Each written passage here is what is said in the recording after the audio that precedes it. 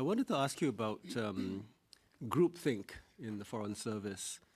You have such talented people in your department. I can't imagine they all have the same views, but bureaucracies have a way of conforming and forcing people to conform, which is very dangerous, particularly for foreign policy and trade policy. I just wonder if you could say a little bit about how the department allows, perhaps even encourages and fosters and permits alternate ideas to get far enough that they're taken seriously, not to the point of embarrassing anybody, but to the point they're taken seriously and given fair consideration for alternative paths in the way we pursue our foreign policy and trade objectives. How am I going to do this in 4 minutes or even in 2 minutes? It's a very good question. Maybe what I'll do is illustrate a practical example, and it picks up a little bit on the previous question around the Indo-Pacific strategy.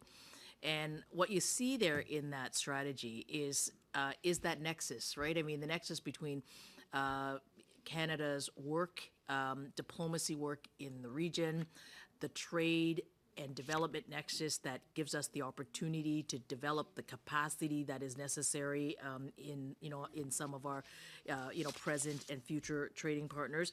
But you also are finding partnerships with civil society and business groups that will help us partner with us, work with us in a way that will give us a range of views that on the one hand respects and upholds the values that are really important to Canadians, and at the same time have a considered view by bringing in that external. So here's what I mean by that. You'll see in the Indo-Pacific strategy, we're investing $25 million, for example, probably 20, I think it's a little over 25, but to the Asia Pacific Foundation, that's going to actually set up a presence in the region that is going to have a feature that's going to bring in thought leadership from a wide range of civil society, from business, from academia, that's going to inform the way that's going to inform and be a part of the conversation in the region. As an example, I'm going to open up a trade gateway for the region. It's going to partner very closely with the Asia Pacific Foundation, but building on the strength of the diplomacy and the missions that we have there. We're going to start bringing our businesses in there, and through that, we're going to augment the capabilities that we have in our trade